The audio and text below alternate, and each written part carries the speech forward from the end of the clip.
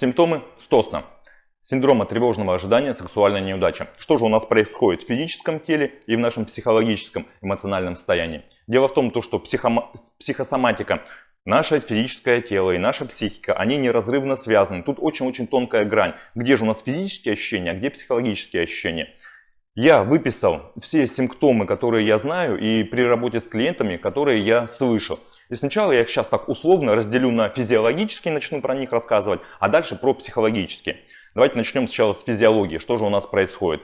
Первое, это, естественно, сердцебиение. У нас оно очень учащенное. Сердце начинает биться как мотор постоянно. У нас повышается кровяное давление. Также у нас меняется дыхание. Дыхание также становится поверхностным и очень-очень быстрым. Не таким дыханием, как в повседневной жизни. Не спокойным, не ровным, не естественным, не свободным, а именно такое быстрое дыхание появляется. Также обильное потоотделение. Когда мы полностью все потеем, когда пот, он везде, все наше тело полностью начинает потеть. Также появляется озноб, когда нас начинает трясти все физическое тело абсолютно. Также у нас появляется сухость во рту, когда вот мы не можем даже сказать какие-то элементарные фразы, элементарные слова, у нас во рту все пересыхает при стосне. Дальше про физиологические. Повышение газообразования, я это часто слышу от своих клиентов во время стосна, бывают. Неприятные ощущения в груди, в животе, в паховой области. И теперь мы плавно переходим уже к психологии и к эрекции. Эрекция у нас при стосне, либо она очень-очень слабая, либо ее нет вообще. И также преждевременное семяизвержение происходит, когда у нас семяизвержение до введения полового члена во влагалище, либо быстрое семяизвержение после 30 секунд до 1 минуты фрикции у нас происходит.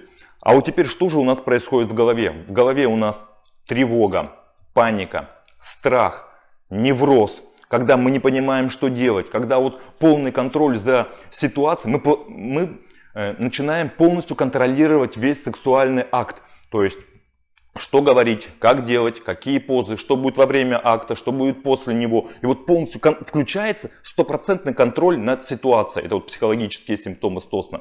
Также раздражительность появляется очень большая, когда мы раздражены на любые мелочи. То, что нам говорит девушка, женщина, жена, как она себя ведет, что она чувствует, как она физически себя проявляет. И вот раздражительность, она прям чувствуется. Также снижение либидо. Либидо – это сексуальная энергия. Когда нам элементарно при стосне охота меньше заниматься сексом, и мы его избегаем, мы делаем все, чтобы не заниматься.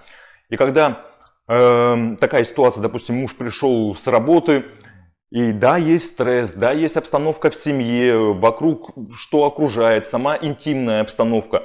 И в этом плане мужчина выбирает не заниматься сексом, потому что у него сниженная либидо. Это из-за психологических и физических причин, симптомов при стосне. Также у нас навязчивые мысли, если мы говорим сейчас опять про психологию, навязчивые мысли о том, что опять не получится, опять не встанет, опять будет быстрое семяизвержение. Это все крутится, крутится, крутится в нашей голове. Это уже невроз такой получается. Также очень большая сверхзначимость секса, когда многие мужчины пытаются доказать свою мускулинность, свою именно мужественность, показать, какой он хороший, красивый, богатый, счастливый мужик именно женщине через секс. И когда у него именно одна мысль, он думает, что женщина может его воспринимать только в плане секса. Если он в сексе хорош, значит он хороший мужчина, значит он успешный, значит у него там все окей, грубо говоря. А про другие сферы нашей жизни сразу же это уходит куда-то в сторону. И именно получается сверхзначимость секса. Дальше. Чрезвычайная и чрезмерная ответственность. Когда мужчина при стосне берет всю ответственность за всю ситуацию полностью на себя. Хотя мы понимаем, что в сексе два партнера, мужчина, женщина. И ответственность делится пополам. 50% ответственности на мужчине, 50% на женщине. А при стосне мужчина всю ответственность полностью перекладывает на себя. За весь процесс и за весь результат. Когда происходит снижение самооценки. Очень часто бывает такое при стосне. Когда мужчина не может удовлетворить женщину, и он начинает загоняться, он начинает думать, что он не такой, как все, что он уже не мужчина, он уже начинает в себе искать кучу комплексов, кучу травм, когда он уже не вовлечен в процесс именно акта любви в фрикции, а когда он думает о себе, какой я неудачник, какой я плохой, у меня опять не получится, и все эти мысли крутятся у него в голове. В этом видео я рассказал наиболее самые популярные физиологические и психологические симптомы стосна. Если у вас остались какие-либо вопросы, то задавайте, пишите в комментариях. Если вам нужна помощь по стосну, то под этим видео я оставлю ссылку на свой сайт stosn24.ru. Там можете найти всю информацию обо мне, большое количество отзывов тех мужчин, которым я помог с этой проблемой.